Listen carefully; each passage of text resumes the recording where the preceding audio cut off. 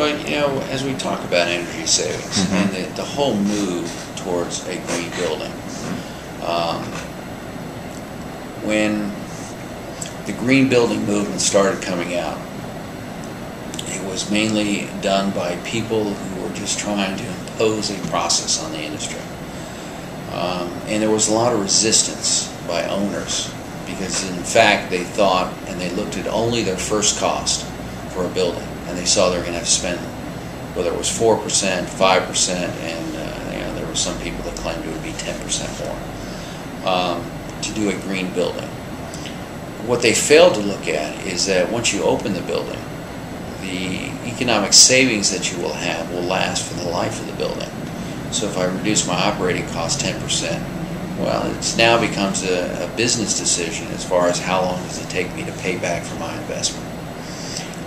And as we've gotten better in the green building construction programs, you start seeing more industries and more companies starting to look forward and saying, you know, being green is a good business decision, period, whether it costs me money or not. And so we need to start doing that. When Walmart started buying materials specifically from vendors that would have a green process in their manufacturing facilities, well, even though you didn't have the cheapest price, they figured they'd get the vendor down to the cheapest price, which they did. But the idea and the concept is that they started getting on board of insisting on green vendors. And then other companies started picking it up. And then all of a sudden it started making good business sense. And once the businessmen started getting involved, then the rest of the marketplace was a lot easier to sell those services.